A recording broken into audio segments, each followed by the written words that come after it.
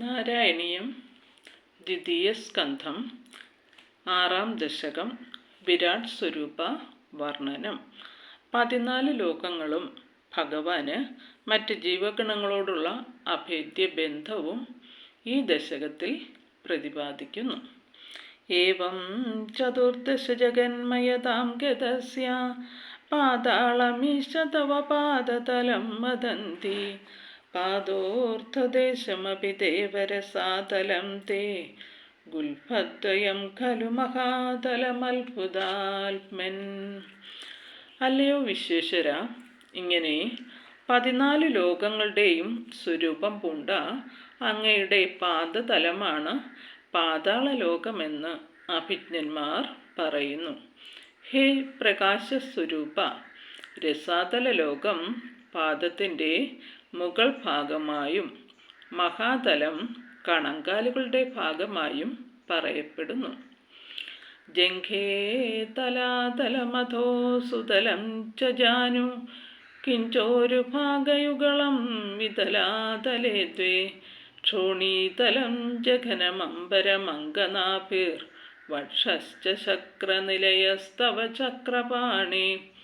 തലാതലം എന്നു പേരായ ലോകം അങ്ങയുടെ കാൽവണ്ണകളും സുതലം മുട്ടുകളും വിതലവും അതലവും 2 ഊരുക്കളുമാകുന്നു.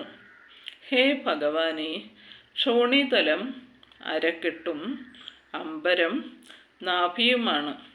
ചക്രപാണിയായ ദേവ, ഇന്ദ്രസ്ഥാനമായ സ്വർഗലോകം അങ്ങയുടെ വക്ഷസ്ഥലം ആകുന്നു. ഗ്രീവാമഹാസ്തവ മുഖഞ്ച ജനസ്തപസ്തു ഫാലം ശിരസ്തവ സമസ്തമയസ്യ സത്യം. ഏവം ജഗന്മയതനു ജഗദാശ്രിതൈരപി അന്യൈർനിബദ്ധവപുഷേ ഭഗവൻ നമസ്തേ. മഹർലോകം അങ്ങയുടെ കണ്ഠവും ജനലോകം മുഖവും തപോലോകം നെറ്റിയും സത്യലോകം അഖില രൂപാത്മാവായ അങ്ങയുടെ ശിരസ്സുമാകുന്നു.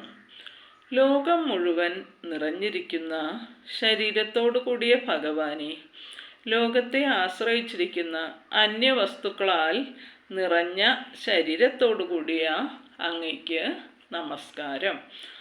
ത്വദ്ബ്രഹ്മരന്ധ്രപദമീശ്വര വിശ്വകന്ത ഛന്ദാംസി കേശവഘനാസ്തവ കേശപാശ ഉല്ലാസി ചില്ലിയുഗളം ദ്രുഹിണസ്യ ഗേഹം പക്ഷ്മാണി രാത്രി ദിവസൗ സവിതാ ച നേത്രേ.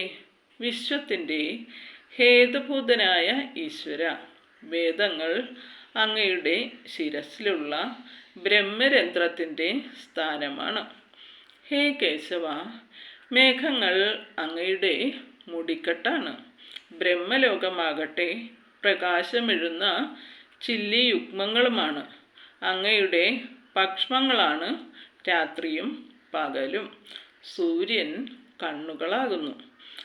നിശേഷ വിശ്വരചനാച കടാക്ഷമോക്ഷ കർണൗ ദിശോശിയുഗളം തവ നാസികേ ദ്വേ ലോപത്രപേച്ച ഭഗവൻ അധരോത്തരോഷ്ട്രൗ താരാഗണാശ്ചരതനാശ്ച മനശ്ച ദംഷ്ട്ര.